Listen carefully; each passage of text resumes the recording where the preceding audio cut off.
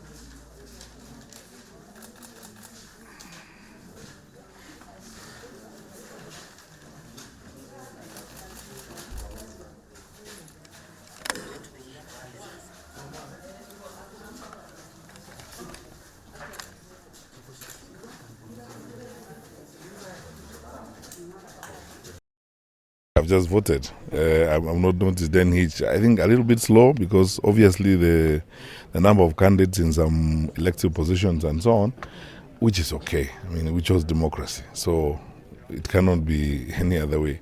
We have to go through it, and I'm really impressed by the turnout because you can see it's not even 1 hour since the polling station opened, and you can see the queues, which means very nice. Enthusiasm, people are interested in participating, good stuff. Haven't seen any problem, and I can tell that the officials look like they are properly prepared to carry on with this exercise. As usual, when we have an exercise of this kind around the country, we don't sleep. I mean, I've been on phone virtually through the night with all my colleagues across the country. Been on phone with the Inspector General Police 3 times since 3 a.m. this morning. I've just gotten off the phone with Mr. Kianda, the Regional Commissioner for North Eastern Region.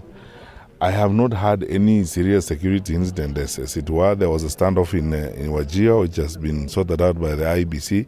It was not a security matter. It had to do with electoral administration and election officials. That is the responsibility of IBC, and I have been informed by Mr. Kianda that it has been addressed effectively, and everything will go on. There's only one place where polling papers had not gone to, and they needed aerial escort and cover, and we have an aircraft on the ground. They are moving the ballot papers and so on there. So I have not had any challenge anywhere so far. But we are only barely less than an hour since polling stations opened. So we are still talking to colleagues across the country to find out how they are doing, if there's any particular challenge anywhere. We've gone over this exercise again and again with the IBC officials, and I believe honestly that from our point of view in terms of security, we are ready, and then we have deployed effectively to support the IBC. The rest of the staff, this is IBC's day. IBC is the main actor. We are playing a supportive role. We are happy to play that supportive role, and we are ready to play it. That's it. Any other issue? Yeah, there was a bit of contestation in Garissa. There was a bit of confrontation between the police and the IUC official and also the residents. I don't know. No, it wasn't a confrontation. From what I have been briefed, it was a matter that needed to be addressed. It was an electoral administration issue, which has nothing to do with us as security officials. For us, we will enforce what IBC tells us to enforce.